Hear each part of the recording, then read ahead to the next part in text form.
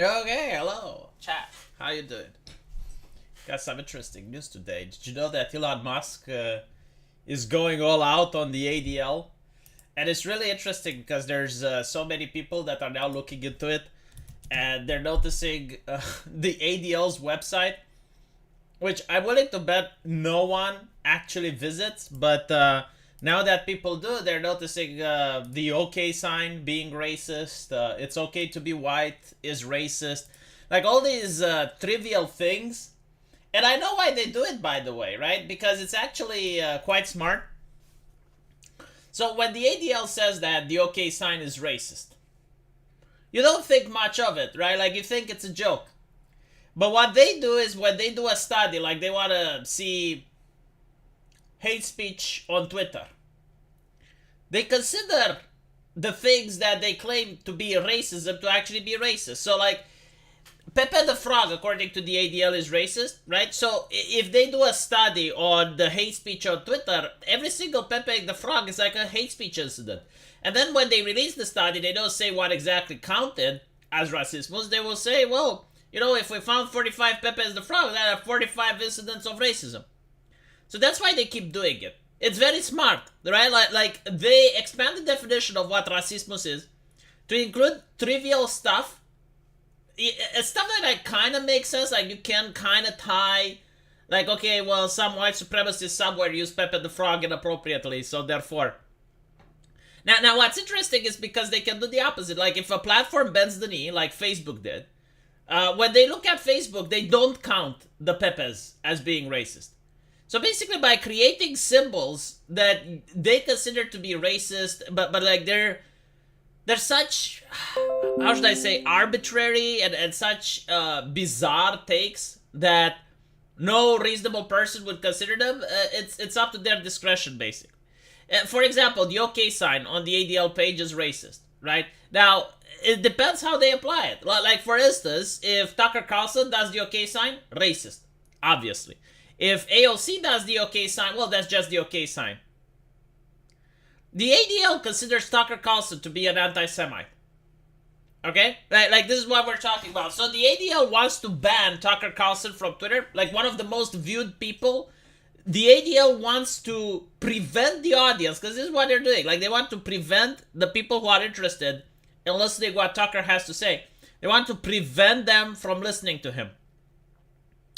And what's more interesting is, like, if you watch what they talk to Elon Musk, they want to do this in secret.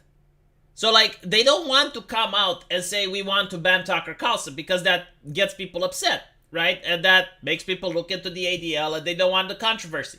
So what they want is, like, they just want, like, a backroom channel where they, like, call Twitter and they say, hey, get Tucker Carlson off the air. So they don't want people to know. They want it to be viewed as if it's Twitter's decision, right? Like my private company can do whatever the ADL wants. Now, what's even more interesting is that recently there have been some accusations that people who were doing defense for the ADL or people who work from ADL, they have like dual citizenship, and they're actually working for Israel as well. Now, this hasn't been confirmed, but like there was a lady which was on a Twitter Hangout, and when someone pointed that out, she immediately left the Hangout. And you can see that she was visibly rattled. So, it could be that foreign governments are invested into this. Like, who knows? But it would be very interesting if foreign governments are trying to control what Americans get to speak online. It wouldn't be the first time. Germany has done it. So, it is what it is. But yeah, like many people right now are looking into the ADL, especially with Elon Musk. And they're finding out very interesting things, especially from the past. What's more interesting is not just the fact that you have people looking into it. It's going to be the lawsuit, which Elon Musk is now going up against the ADL, and the discovery phase is going to be very omoshiroi. Elon Musk says that he's going to release all the communications that he had privately with the ADL.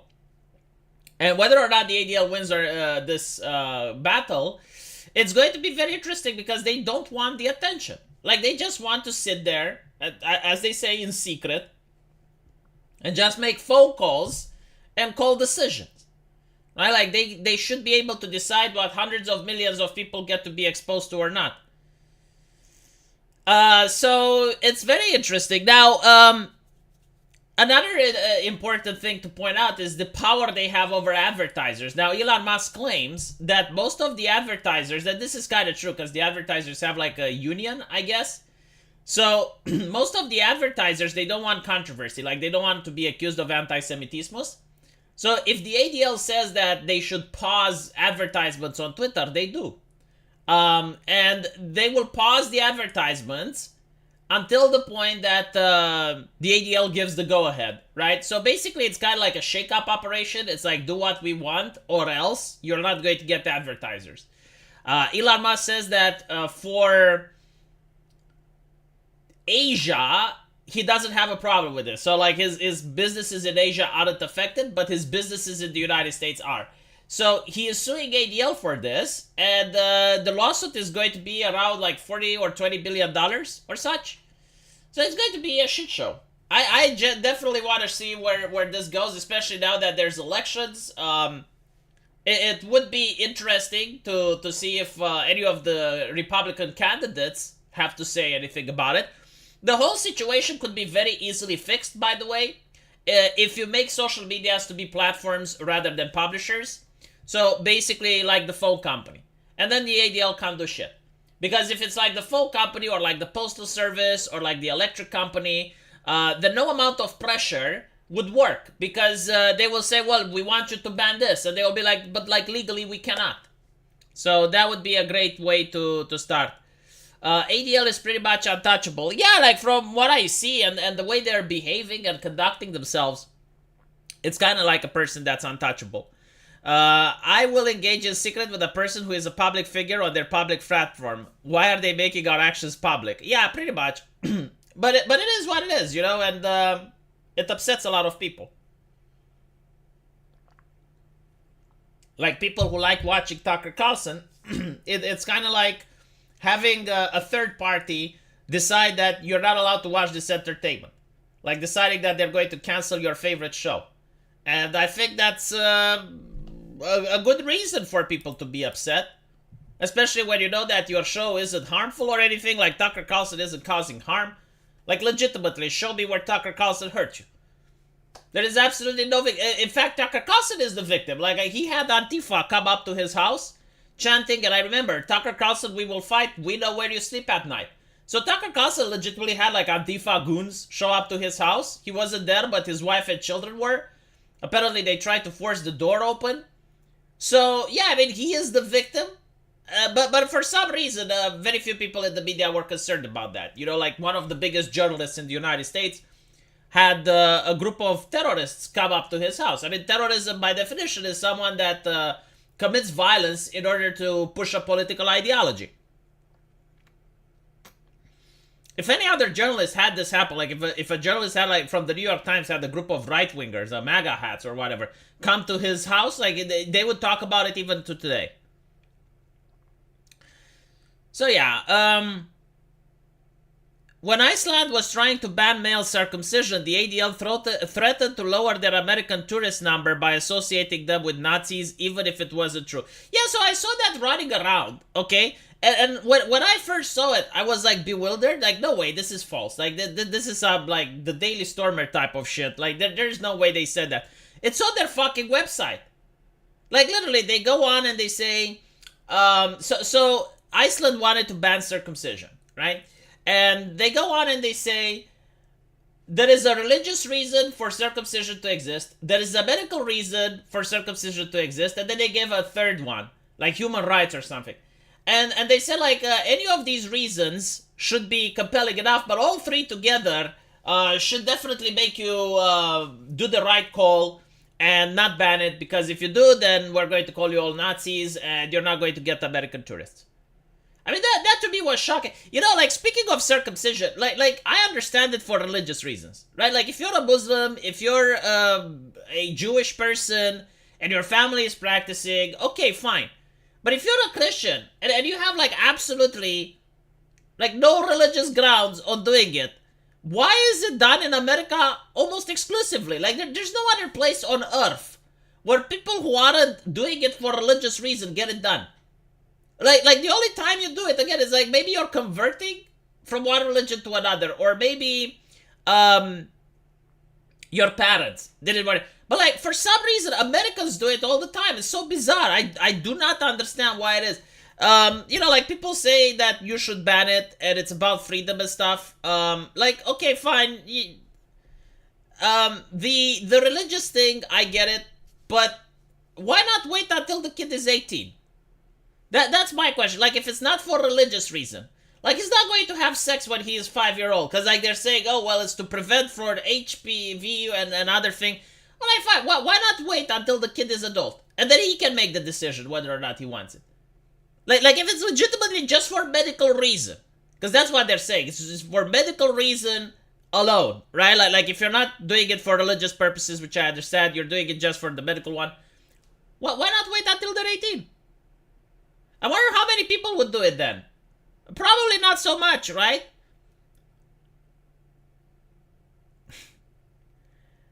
American can't be bothered to wash their dongs, and doctors tell them to do it. Alright, so let's assume that you have like a bacterial infection. We have antibiotics for that. I don't understand. It's like Americans refuse to wash their pee-pee. Like there are other nations which have far more precarious conditions. They may have water shortages and stuff.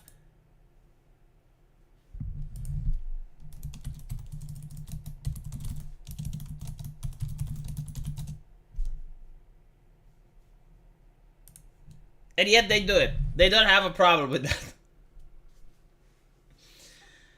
I have a prosthetic foreskin. Jesus, what is that? Doctors in the US encouraged it until it became the norm. Then everybody didn't want their kid to look different. I guess. I don't know. It's just... it's the only country on earth. Like, that's the thing, right? That's what I don't get. Like, no country in Europe, as far as I know, do it. Unless it's for religious reasons. The serial man strikes again.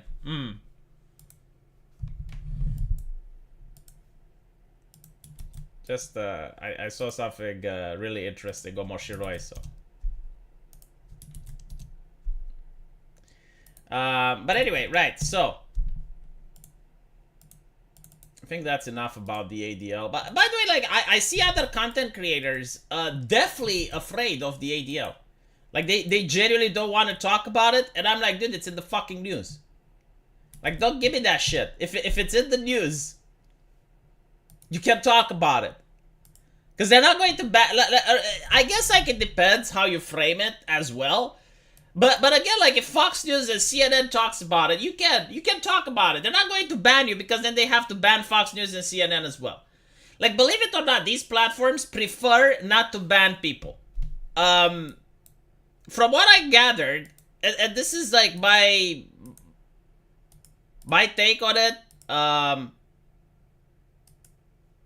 I may be wrong, but like most of these platforms prefer that they don't ban people. Unless they're being told, right? So unless they're being given the diktat, the communicat from up above, and they're being said, hey, you know, you need to get rid of this person because they're problematic or some shit. Then it makes sense. But yeah.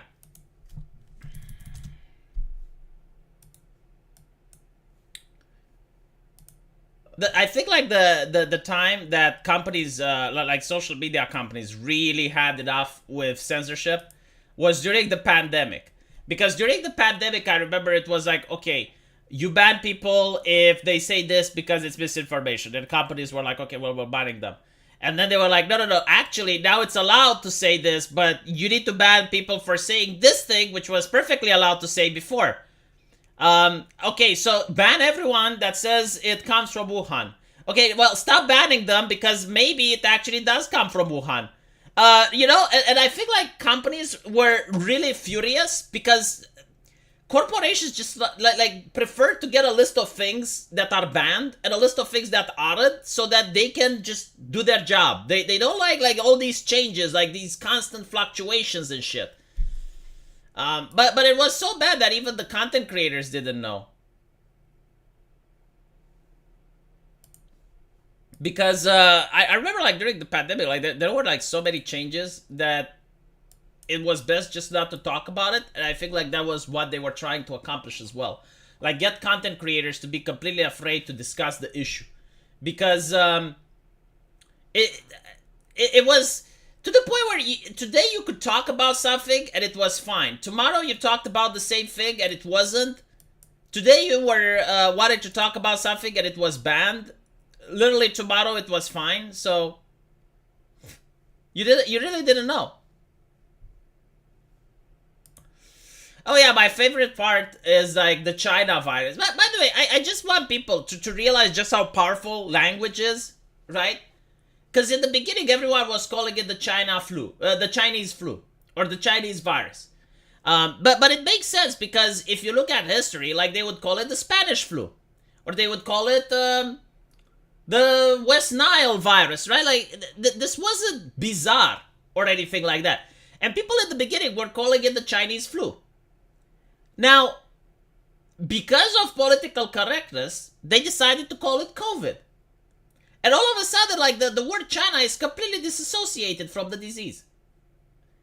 They also decided to remove the Z variant, right? Because President Xi.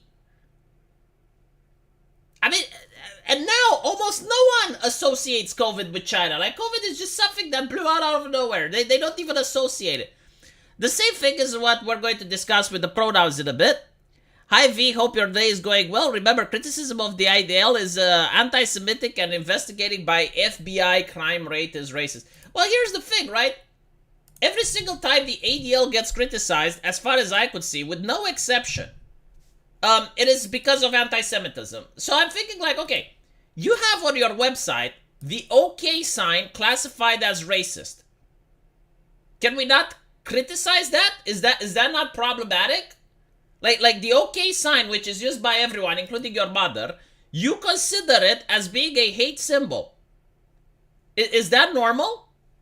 Right? Like if I criticize that, is okay. So, and I explain why they do it in case you joined here a little bit later. The reason they're doing it, and it's not just the OK sign.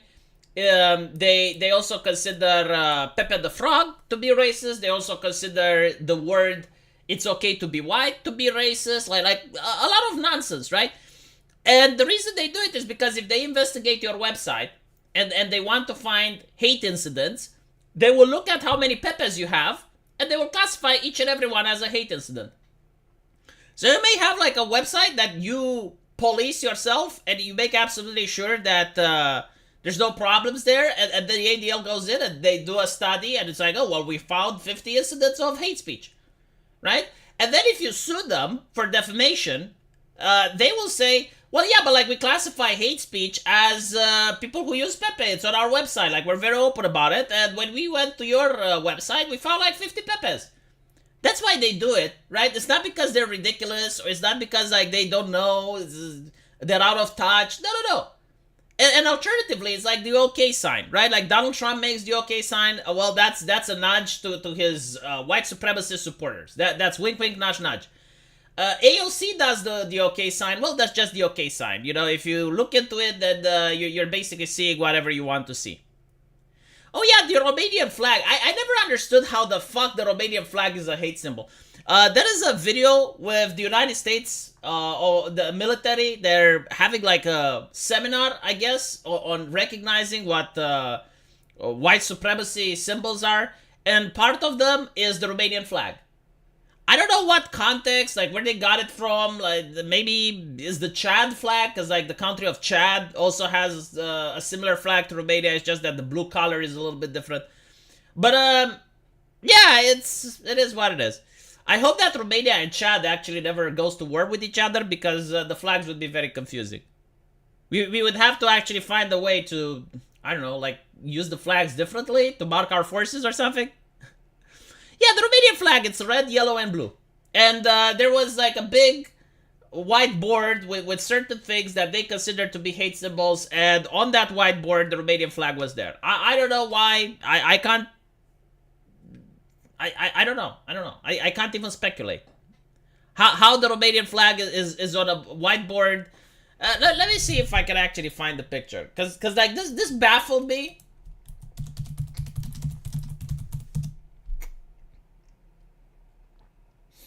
The only thing that I can possibly U.S. Army. See, you don't find these things on Google anymore, but they were on Twitter, and I generally like checked. I asked multiple people, and like the picture was legit. The only way I can think that the Romanian flag would be considered a racist symbol is that I believe the shooter in New Zealand, he had like many tattoos on him, and one of them was about Vlad the Impaler, Ștefan cel Mare, which are like Romanian national heroes, and maybe he had like one of the Romanian flag tattooed on his gun or something like that. But even then, it's just so fucking bizarre. I don't know. It's just like one of the weirdest things to see the flag of your nation being presented as a hate symbol in America. It's so weird. See, like the thing with the Texas flag, they already consider the "Don't Step on Snake" flag to actually be problematic. I find it to be absolutely hysterical.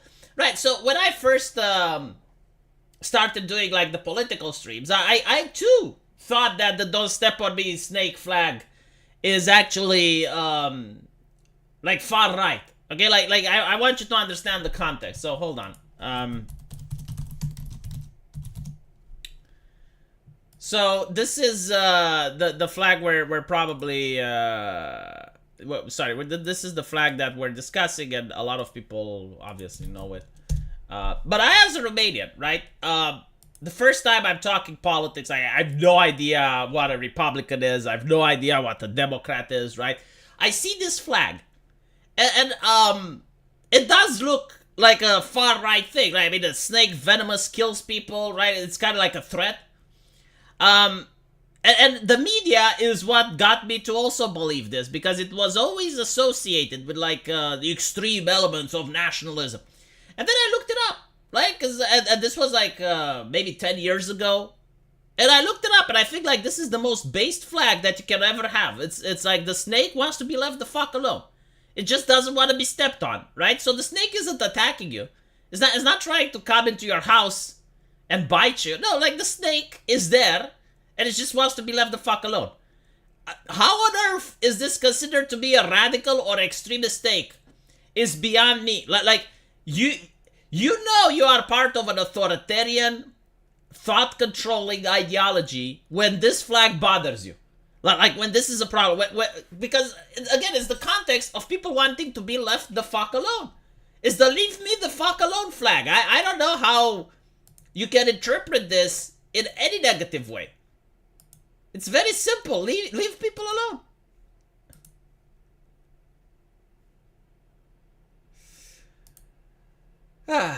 It is what it is, right? It's just weird, I guess.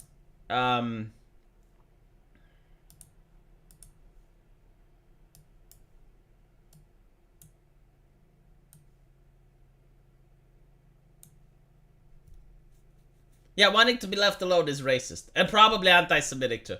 The Pope, actually, you know, this is why... So, the Catholic Pope, which in my opinion is probably... I wouldn't say the worst Pope in history, because you had popes which had orgies in the Vatican, so I guess you can always get a worse Pope.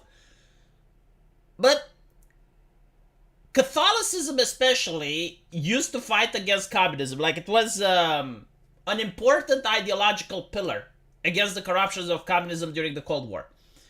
The way they instructed priests was the same way you have like YouTube commentators on the right. So you would go to church and the priest would deconstruct all of the Marxist arguments. Right? Like the priest during the sermon would say, okay, so on the news, Marxists are saying blah, blah, blah, blah, blah. However, we believe blah, blah, blah, blah, blah. And they would deconstruct everything. Now, the Catholic Pope, you know, like they also have their version of ESG from a Christian perspective. They, like, the Catholic Pope supports literally every single left-leaning issue except abortion. That's it. But other than that, environmentalism, he's on board. Build a wall, he's against it. He criticizes Donald Trump in America, but refuses to criticize a single authoritarian state. Like, he has not criticized China.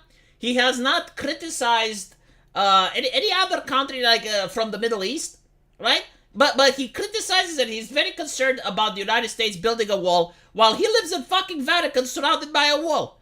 I don't know what else to say, but I dislike this Pope a lot. And he also had like an entire speech against libertarianism, which is again the ideology of being left the fuck alone. And it's like, oh well, if you leave people alone, it removes the concept of the greater good and blah blah blah. And I'm thinking like, okay, well, the concept of the greater good is what most dictators use in order to gain power. Like most of the worst regimes in the history of the world were because of the greater good. The United States didn't have like the concept of the greater good for most of its time.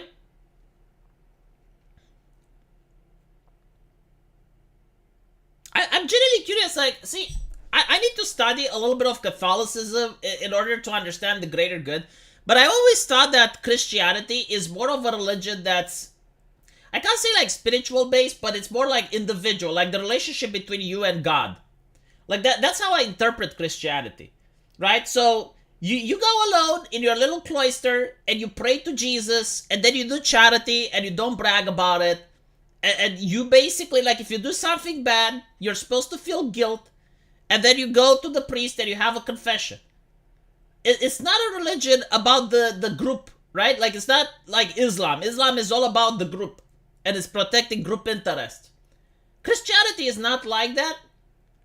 Now, I generally don't know, like, if Christianity doesn't have, like, the concept of the greater good, which is basically, like, we need to sacrifice ourselves and join together for the greater good.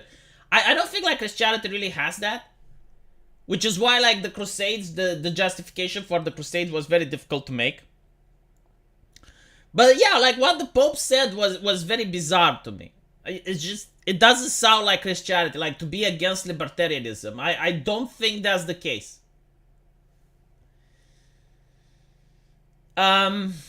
Priest is the middleman between you and spirituality. Yeah, like in many religious denominations, that's the case. I think like in the case of evangelicalism, they completely denounce that.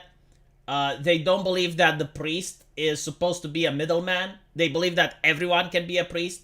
So basically, as long as you pray to Jesus, that's enough. You don't need someone else to pray on your behalf.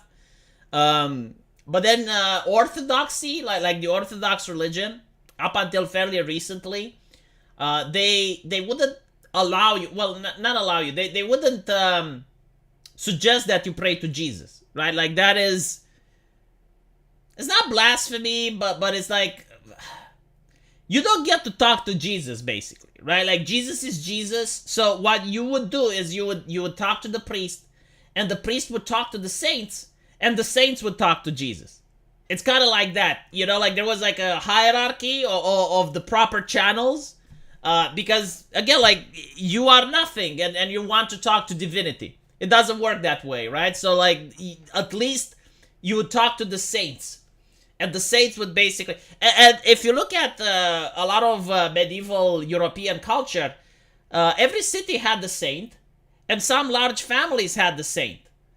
Yeah, it's kind of like the mafia, yeah. But the thing is, like... I really looked into why this is, and it's because most people were used to polytheistic religions. Like, Christianity was enforced in a lot of parts by the Roman Empire, and it was not necessarily enforced by the sword, but it was like, if you convert, you get perks.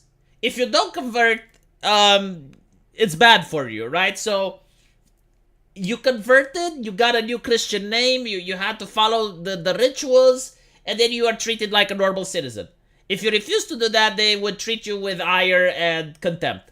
So, a lot of people would convert from paganism or from other religions which had a plural of gods. And to convert to that into a religion that has one god was very bizarre. It was just you know, like their psyche had difficulty grasping with it. So they would use saints in order to compare their previous religion, which had like many gods, with Christianity. So you actually had different saints which had different powers. Like there was a saint that was in charge of medicine and healing, another saint that took care of the poor. This saint takes care of your city. So you're basically praying to the saint, so he prays to God.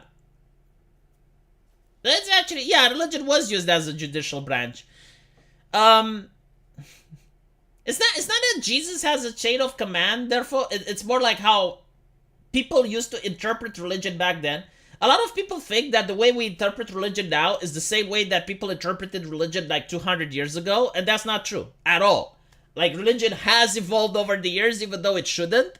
But you have different interpretations. Like, recently, the Pope suggested that atheists can go to heaven. I mean, this is like a blasphemy of the highest order. I don't believe that any religious figure would have said this even 20 years ago. Like, what do you mean atheists can go to heaven? Well, if atheists can go to heaven, what is the point of the church then? Why even have a church? Why should anyone even... And if atheists can go to heaven, what if we're talking about other religions that don't have deity, right? Because I assume that if you pray to false idols, right? So if you pray to other gods, then that's a sin, right? Okay, what if you pray to a religion that doesn't have false idols? So it's like a spiritual type of religion, just spiritualism, and you know, there's no gods. I think like Buddhism is like that. Like Buddhism doesn't really have a god, you know, like you have Buddha, but like he's just the person that figured it out. But you have like the universe, and the universe has its rules and regulations, and it's like the reincarnation wheel. But like Buddha doesn't actually help you out in the sense that he's like a deity or anything. You know, he's just like the man that figured out the way to nirvana. And you too can be like him by following his steps, right? But he didn't create the universe.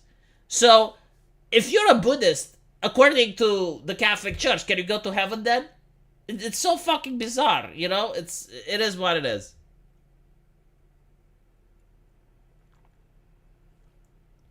To quote my Catholic high school teacher, we respect our saints, but only God we worship. Well, the Orthodox view is that you can't emulate Jesus, right? Because Jesus is divinity, and he is perfect, and you as a human can never actually achieve this level of perfection. But what you can do is you can emulate the saints. So the saints are like the closest to divinity possible. So if you look at the life of a saint and how he behaved and what he did and everything like that, by emulating his life, you too can become closer to divinity. So I think like that's the explanation. And you get to do pilgrimages to various saints, and they believe that they hold miracles. So like in my town, there's Saint Paraskiva, and if you go and you pray to her or you touch her reliquary, whatever it's called, you get like the power so that your son gets to pass the exam or some shit. But anyway, right, I don't know how we got into theology. It's so bizarre, because I have a server for my video game, which is about, you guys know what it is. And people talk about theology non-stop now.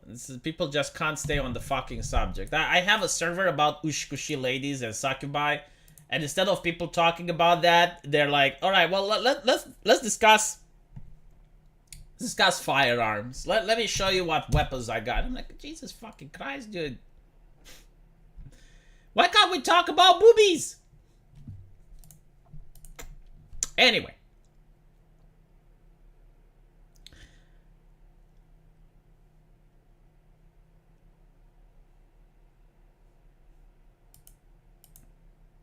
Let's talk about Dr. Disrespect. So Dr. Disrespect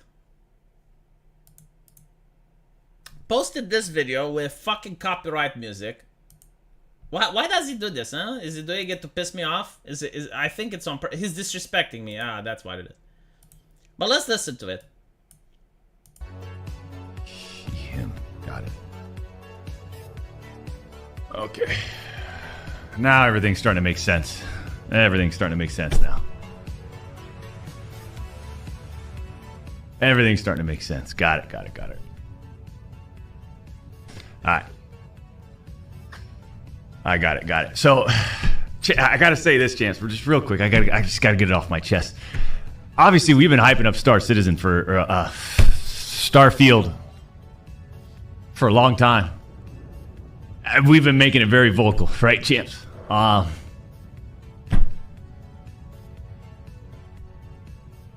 We had our team reach out. Hey, can we work with you? Can we do something? Due to past controversies, there's no way we can work with Dr. Disrespect.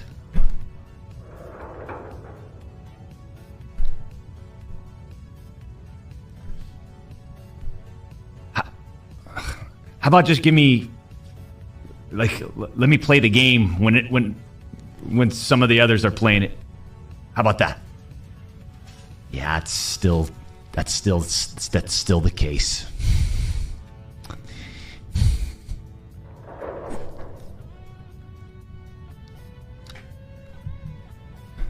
Anyways, Chance, we just had to get that off our chest. Right, so people are livid that he is talking about this. This is why they're mocking him, right? Like, there's a lot of people mocking him. They don't want this to be out in the open. They don't want this conversation, which is why we need to talk about it. This is because of the Wizard game. He basically said that it's ridiculous. It's because of the fucking Wizard game, chat. So, is it okay for a corporation that makes video games to get to decide what content creators are and aren't allowed to think? What their political leaning should be? Dr. Disrespect, no disrespect, but he's got like 30 million views on one video. Like he farts and he gets 30 million views. This is not about profit margins. Any company would want their product on a person with 30 fucking million views. And you know, like, it's fine. Like, the company doesn't have to offer sponsorships to Dr. Disrespect. They don't have to. But the reason why is what pisses people off. What do you mean it's like, oh, because he had some takes about the Wizard game in the past? So what? What if he came out as a Republican? Are you not going to give him sponsorship? Because if that's the case, if you are trying to social engineer people, and this is what they're doing, right? Because, like, you have the streamer, like Dr. Disrespect, which can influence over 30 million people, and those people aren't influenced by Dr. Disrespect. They should be influenced by the corporations, which are basically blackmailing the streamers. Hey, do you guys want to keep being popular? Well, you have to play the game on time, right? Like, do you want sponsorships from us? Do you want, like, benefits and perks from us? Well, you better say what we want you to say. You better think the way we want you to think, because otherwise we're going to punish you. And the left is freaking out right now because Dr. Disrespect is calling this out. And he's basically stating what they talk to him behind closed doors. And they don't like the fact that people like me are now, well, I'm not supporting this shit. Like if you're going to use my money, my $70 to buy your fucking game, so that you can then manipulate streamers to manipulate me, then fuck off. You're an entertainment company, know your fucking place. You're supposed to provide entertainment for me so that I can play your game, have a laugh, and that's it. You're not supposed to use my money for political means by supporting policies that I don't even agree with. When I purchase a game, it's not a political fucking donation, is it? These people should get fucked. And you can see what the left is doing, right? If you say that you're not going to buy the game, if the company says that they're not going to support this streamer over pronoun controversy, that's fine, you know, like this is a progressive modern company, a pillar of society, pillar of the community. I mean, this is the corporation. This is like what the normal behavior of a company. However, at the same time, if a streamer says, I'm not buying this game because I don't agree with what the developer has said, they will use whatever insults they have available. They will call the person an idiot. They will mock them. They will. I mean, Hassan Piker says that people like that need a lobotomy. Actman has called AZ a monkey because of that.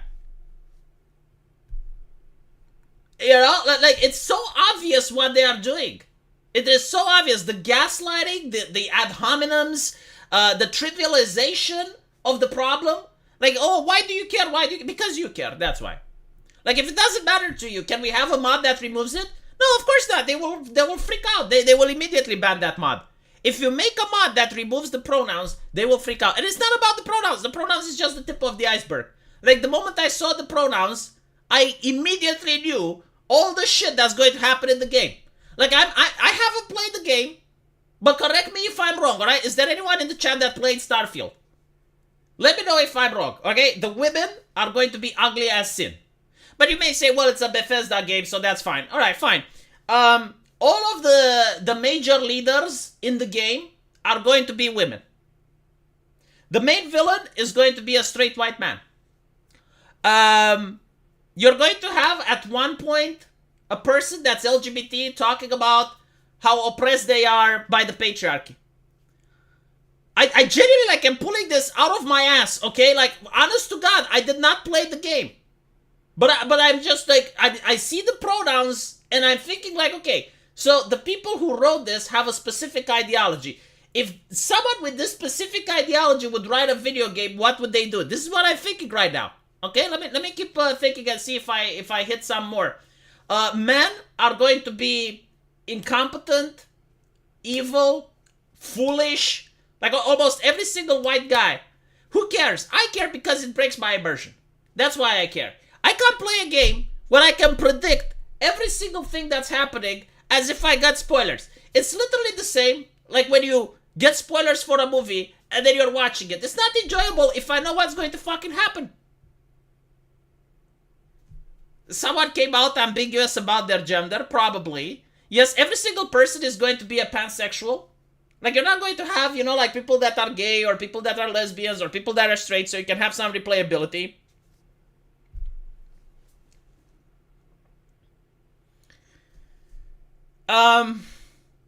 From everything you see, I'm on the money. No, I'm legitimately curious if I'm right or not. I haven't played the game. But I'm based on, well, like, what I've seen with previous games, like Outer Worlds, Forspoken.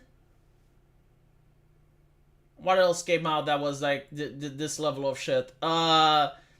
Saints Row. Like, you know, like once you play these games, you start to notice the themes. And it kind of makes sense, right? Because they don't believe in making characters. They believe in representation, right? So what is the difference? Well, the difference is that if I want to make a character, so I make Jesse Pinkman, the character. Jesse Pinkman can have flaws. You know, Jesse Pinkman can be a drug addict, can be a moron, can be stupid, right? Like you can add these things to Jesse Pinkman because it's a character. Now, if you make representation and not characters, you can't add flaws to them because the left is going to assume that if you have like the black character that does drugs, then you believe that all black people do drugs, right? So like that's racist. So you can't have that in. So you're being restricted from the type of characters you can create, and you can't create interesting and compelling characters. Like if you have a female character that cries, then you believe that women are crybabies. So you can't have that in. And it creates for boring, predictable storylines. Thank you for the donation, Excelsius. I demand the Second Amendment blonde cowgirl succubus that open carries. You know what? Maybe for DLC we should do something like that. Why do you think it's that important? For immersion. Like, dude, when you play a video game and you don't know what's happening, it's a lot more interesting than when you play a video game and you can predict everything. That's the difference. I mean, maybe you can enjoy it. I don't know. But like, I personally, like, if I'm playing a video game and everything is like a caricature and it's so fucking predictable, like, you know, they try to pretend, oh, you don't know who the bad guy is. I played, what was it? Life is Tumblr. right? So you play Life is Tumblr, and they're trying to mislead you that the evil guy is like a person of color. And I'm like, nah, it's a straight white man. Like, there's no fucking way they will make the person of color as the evil guy. And they're like, oh no, you will never guess who the villain is. Oh, the straight white man. There was another video game which was also woke as fuck. Apparently, like, one of the developers was a Marxist. For some reason, it's a good game. Like, people, not every woke game has to be bad, by the way. Like, there are some woke games that are good, but they're still predictable, and it pisses me off. I think it's called Disco Elysium, right? Like, the one with the cop and shit. And they're trying to get you to believe that the lesbian black lady is the killer. And I think there's no fucking way. There is no fucking way. And every evidence points to her. And I'm like, there is no fucking way that she is the killer. No way. And then it turns out that literally at the end of the game, they subvert your expectation. And the killer is literally someone that you never interact with in the entire game. So, like, there's no way you could figure it out. And I guess, like, the developer wants you to feel bad. It's like, how dare you suspect this lady? Like, this lady obviously didn't do it, and you're such a misogynistic racist pig for suspecting her. And I'm like, okay, well, this is how these people think. Like, they are so fucking predictable, like the railway. Like, you know when the train is supposed to come, just like I know how these people are supposed to think. And you're asking me, why does it matter? It breaks my immersion, that's what it matters. How would you like every single fucking movie that you watch, you get, like, spoilers before going into the cinema? Would you have the same enjoyment? Like maybe you probably do not know how to recognize these things. But I do. Like, what can I say? Yeah, they're not trying to tell a story. They are trying to social engineer. Exactly. And they're doing such an awful job at it. Like, there have been good propaganda movies and video games in the past. You can make something that's good propaganda. Like it's not impossible, but at the same time, it needs to be subtle. It needs to be not predictable. Like when you make something to the point where I'm like, literally, no, it just doesn't fit. And I was playing the game because it's like all the way up until like the end, and all the way I was like making abso-fucking-lutely sure that I'm doing my best in order to solve the case. And every single clue was pointing to the black lesbian lady. And I was constantly, nope, it can't happen. It can't be her. And I'm doing my best to look around. It's like, maybe there's like another suspect. Maybe there's something else that's going on. No. And literally in the last moment, I think it's like the last 15 or 10 minutes of the game, you find out that, well, actually, it's a sniper. And the sniper was on a fucking island that you can't explore during the game. And the sniper is a cisgender straight white man. And I'm like, oh, fuck me. You know? It is what it is. And this whole thing, it's like, why do you care? Why do you care? Well, why do they care? You know, I am willing to bet. If you make a game now, which would have like, are you a boy or a girl? As the intro. You know, you log into the game, and it asks you, are you a boy or a girl? How much do you think the left will give a shit? How much do you think I think they will care a lot. I think they will be incredibly pissed off about it. Right? So I genuinely like, why do you care? Well, I care because they care. That's number one. And number two, it's not just about the pronouns, you know, like it's an entire packet of an ideology. It's like if you're an atheist, right? Don't you remember when they cared that on the money it says in God we trust? And a lot of people were like, well, why do you care? Why do you care? It's because they were trying to subvert your shit. That's why they cared. Marketing and HR started inserting themselves into game development in 2010. Now they have more to say in development than the director and leads. This is the main problem, actually. Term for the strong woman Uber mention. Oh my god. Oh my god. Hold on. No, I'm tweeting this out. This is so fucking good.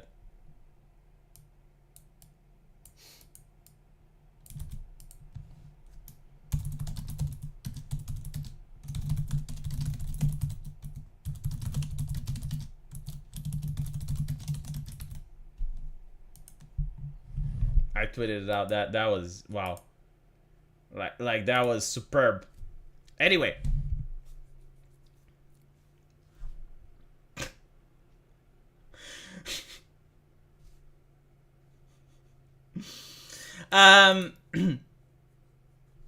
Blizzard comes out and they show us this black HR lady, you know, this diversity officer, and they say that from now on she's going to proofread all of their video games, which again, like, this is what's really fascinating, right?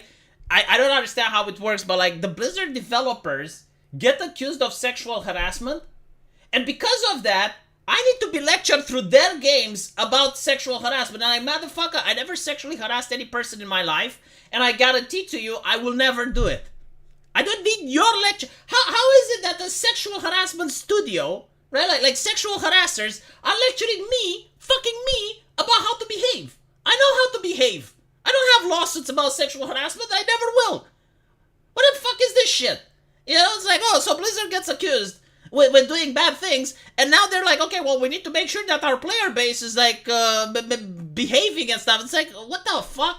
Imagine if the guy from the prison lectures you about not stealing. It's the same shit. So anyway, right? They're hiring this diversity lady in order to proofread their games, and they're bragging about how like she's going to have the final say in all of her games. And I'm thinking like, okay, so what exactly has this lady wrote? What has she wrote in her fucking life? Like, I mean, we're talking about Blizzard, right? Blizzard, at the time, used to be a company that was renowned. I mean, it was like a product that, for the video gaming industry, was like Mozart. You know, like the same way everyone knows Mozart's songs, the same way everyone knew about Warcraft 3, the same way everyone knew about Diablo. Like, these were classic hallmark games, which created genres. I mean, the Diablo created the hack and slash genre. Like for, you know, like looking at the gaming industry, anyone that studies it, it's impossible not to read about the hack and slash. Like that's like the doom of hack and slash games, right? So Blizzard was like a massive company, a juggernaut. And not only that, you're looking at this from you have the writer for this company that wrote games which made around the world, like everyone knows about it. People from Africa heard about Diablo, right? And then you have like this lady which never wrote a single shit in her life, and she is the one that has to go to the person that's the master, the chef of writing, and she gets to decide what he writes and what doesn't. How the fuck does that make sense? Imagine if you have to go to Mozart or to Beethoven and tell them how to sing, and you have absolutely no experience in singing. You never wrote a song. You probably don't even know how to fucking play an instrument. It's bizarre, isn't it? It's the upside down. Like, I would understand if someone with writing experience like George R.R. Martin was hired to, you know, proofread whatever people at World of Warcraft wrote. If you have someone that at least managed to write some fucking books in their life. But no, it's just like a random person off the streets. Like, bloop, they plumped her. Could be you, it could be me. But it happened to be her. And now she gets to look at people that are far greater than her, literal giants, juggernauts in the gaming industry, and tell them what they are and how to write. It's just... No, I haven't seen... isn't Amadeus the one with, like, Lick Mein Arsch? Or is that Mozart? Everybody forgets about the best Diablo player of all time. I don't care about the Diablo player. It's just, like, the thing. Riqueta Law covered the Blizzard stuff, and it really comes off like internal hit job to out senior employees. I mean, of course it does. This is the tactic that they have constantly used. You know, they infiltrate the companies and then they use sexual harassment clauses to climb the ladder. Every single fucking time. I don't think they expected, though, this amount of pushback, and they didn't expect that their companies are going to lose so many stocks. American Outlier, do not show me ushy pictures while I'm on a stream, goddammit. Wait for me to finish. Jesus. I want to share with the screen, but I can't. Are the Alex Jones voice lines a confirmed part in your... Yeah. So, I want my... I actually had like this conversation on Twitter going, it's like, oh, why are you creating such a immersive worldview?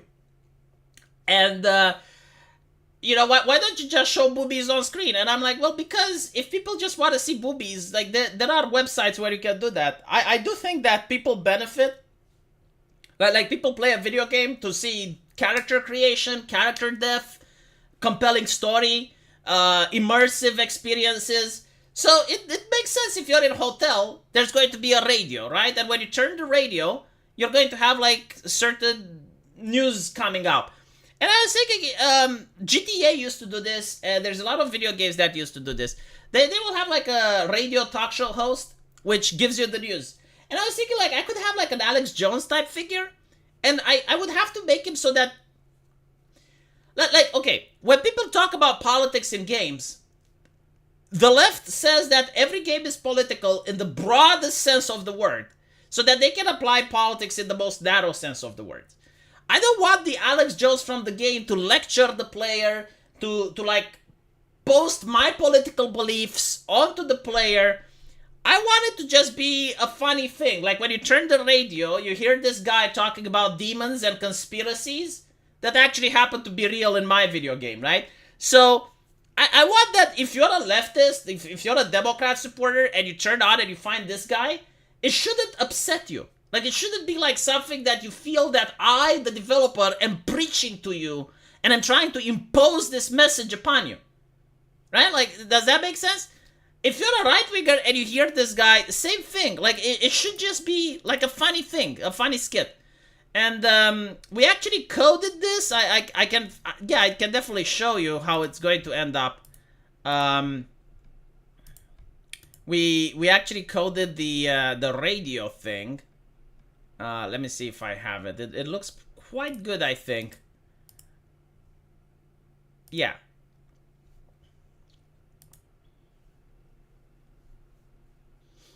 So this is just the developer, which decided to put random text in to show how the system is going to work. But we're definitely going to improve it. Basically, the way it works in video games, you have the prototype phase. And the prototype phase, it shows you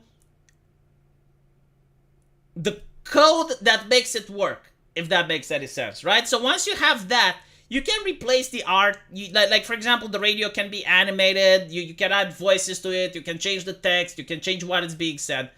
But it gives you like a general idea on how it's going to function. So basically in the game, when you find the radio, you can turn it on and you will have like this, right? So you have like breaking news, blah, blah, blah, blah, blah. And if you turn it on at different hours, you get different lines of text. And we're thinking about adding a Alex Jones talk show host, which may have like some funny lines. The reason we wanted Alex Jones is because the game is about succubi, right? And Alex Jones talks about demons, and I felt like that would be an interesting joke. Like it's not a political statement. It's not supposed to like convince people to vote Republican or Democrat. It's just like because he constantly talks about demons and stuff. We can have that, and we can have Alex Jones actually talk about the lore from the game, right? Like what he believes is happening, and the player listening to that will get to wonder like if these things are genuine, real, like how much of the information he's getting right and how much he's getting wrong. Like we have this organization which is like a part of the government that deals with the paranormal, but it's like a secret organization. And Alex Jones can talk about that and say how it was funded after World War II, about how some Allied soldiers went to a village in France and everyone was missing. And, you know, the archaeologists and the scientists that went there, they formed this organization. But, like, what he says is not necessarily true, right? Like some of the things he says are correct and he gets it right. Other of the things it doesn't, because again, like you as the player, you're just interfacing with this guy on a talk show host, and he is doing his best in order to understand the world, but like he doesn't have the whole picture and the whole information. So anyway, it's it is what it is. Beethoven and Mozart were composers. Bach singers, and Mozart's full name was Amadeus Mozart. Ah, I see. See, I'm not really that experience when it comes to this type of singers. If you don't have the budget for voiceovers, could you implement the AI voice? No, because Steam doesn't allow any type of AI. But not only that, I don't know if I legitimately want a voice on the radio. It's more like the whole purpose of the game is for you to feel isolated. So I think a voice to that may not actually be good. It may also disrupt like the tension and the atmosphere, but we'll see. I mean, we can experiment with various things. We can see how an actual voice would sound like. And we would also have a television. Like there's also a TV. When you turn it on, you get to see the news and stuff. So, yeah. I already talked about the title. Vierbe de Bautura. We already discussed it. It's not my fault you're late. Be on time for the stream next time, and you're going to get the title. Is it like Project Zomboid? No. But the radio does... Yeah, like the radio thing... Yeah, kind of like Project Zomboid. But the game itself, no. Like, the gameplay is completely different. Anyway... I need to please Vierbe de Bautura and end my stream here. Thank you guys for watching. I really appreciate it. Hopefully you had that entertaining time. And I will see you tomorrow.